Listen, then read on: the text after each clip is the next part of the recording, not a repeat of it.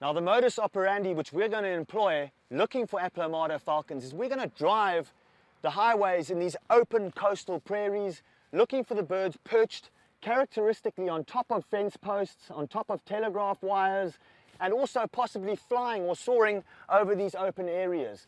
Now John, this is a bird which used to occur in the south region of Texas and which was extirpated and is slowly coming back. Can you tell us a little bit more about that? It is. It was a characteristic and really a very distinctive, wonderful bird of the South Texas over to southeast Arizona. Through the 19th century, numbers started declining in the early 20th century, and by 1930 they were pretty well gone. The last sightings involved birds in eastern New Mexico in the 1950s, and they found even a few nesting there in the early 1990s, a sighting of a wild bird in West Texas in 1991, and they started reintroducing them back in the 1990s in South Texas, and more recently in West Texas and again in parts of New Mexico. And this has been a very successful program, over 1,500 releases, and in last year alone over 100 fledged young came from the Texas reintroduction program. So we're lucky to see them, and we're also, it's good news environmentally that the bird's on its way back, reoccupying its former range. Oh, great, John. Well, let's go hop in the car, let's drive along the highways, and let's see if we can have some luck with this wonderful falcon. Let's go birding. Hold on, I see something up ahead on the... Those two birds up there. Yeah, those two birds. Okay, Let's pull over. They look about right, don't they? They do. One's a lot bigger than the other, but let's get a look here. Okay, I'm just going to stay a little bit far away so that we can try and get a shot here. Oh, indeed. They're Aplomados, and the size difference, the male's a lot smaller than the female that's with it. Yes, we've got them, I think. Great. This is great. Okay, I'm just going to pull into this, it looks like there's a side road over here. Just going to pull in here, just get off the road. We don't want to have any accidents. We've got to be safe birders.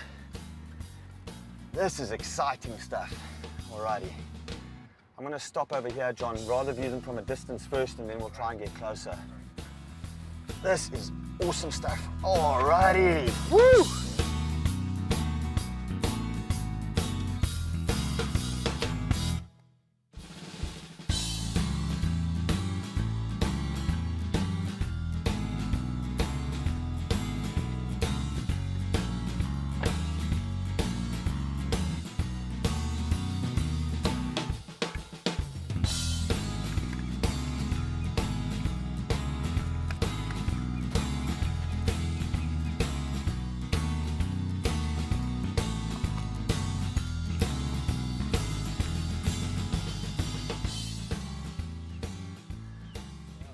Isn't that beautiful, John? Gorgeous.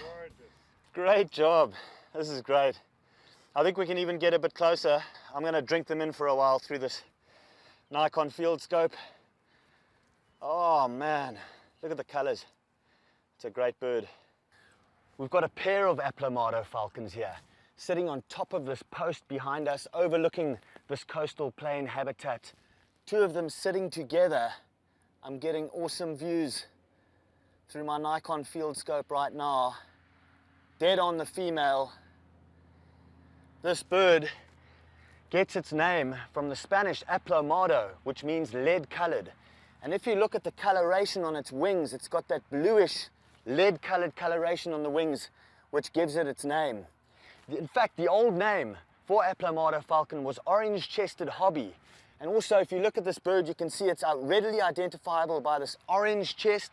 It's also got a black band around the breast and the belly region. Absolutely beautiful bird, the Aplomado falcon, our golden bird. Yeah!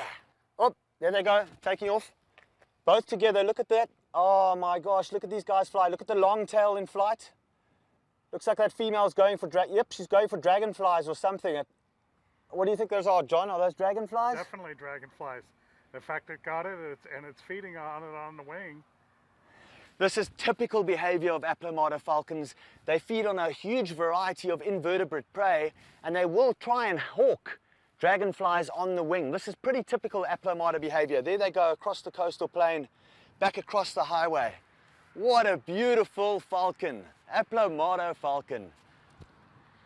And they're gone, just like that. We're very lucky to see these birds in the Rio Grande Valley of Texas. This is not an everyday sight.